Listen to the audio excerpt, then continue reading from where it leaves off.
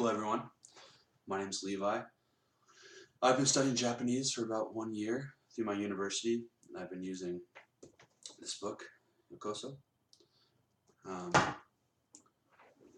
Throughout my year of Japanese class, I have found that I really haven't been making much progress.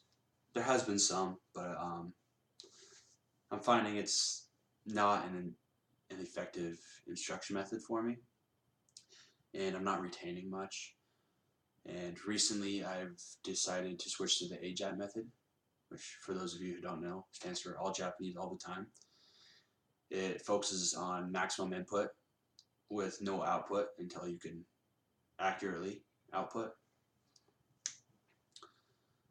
The reason I decided to switch to AJATT was one way or another I came in contact with AJATT.com, and I read through the table of contents, and a lot of the information on there is very logical and it makes a lot of sense why it would work.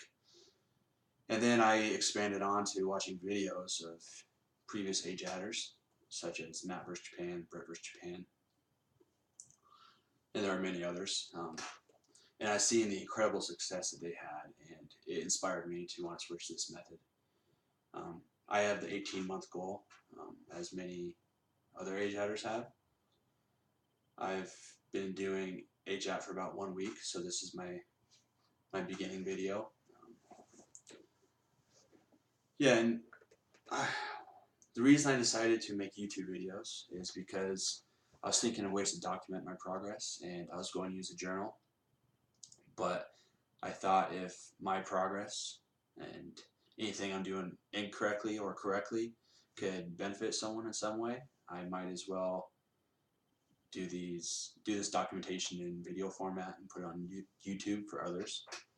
And also, if anyone stumbles on this video at any point who has done the AJATT method and who has experienced these things before, I would greatly appreciate input and advice. I'm very new to this, as I've said, and like most other AJATTers, I'm pretty solo in this, so yeah, I'm just learning as I go and doing the best I can.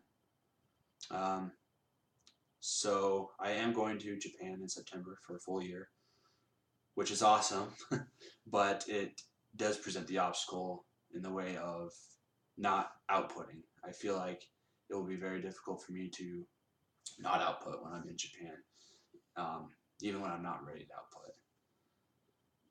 So that sums up my introduction. I just want to give an explanation of why I switched to the AJATT method and a little bit about myself.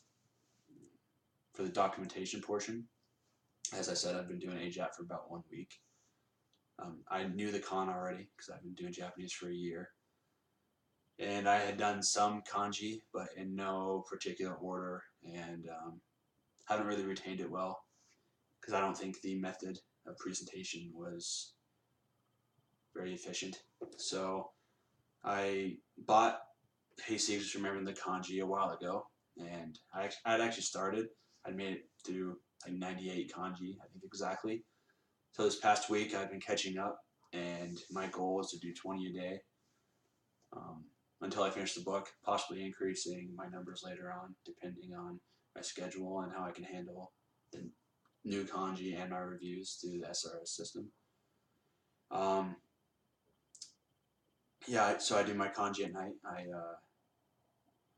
I study the kanji, I make up my story, and I input it into Kuhi Kanji, the online component to the book. And then in the morning, I review my cards. And that's the way I structure it. And throughout the day, I do as much passive listening as I can. So during the day, I usually listen to political podcasts. I did something that Matt vs. Japan had recommended. He said to have a device in your pocket with headphones out of your shirt all day with Japanese constantly playing on it, Japanese audio of some kind, and then just putting headphones in whenever you can. That's the method I've been employing. And at night, usually I don't feel like listening to political podcasts anymore, so I'll watch a movie or a TV show in Japanese with Japanese subtitles.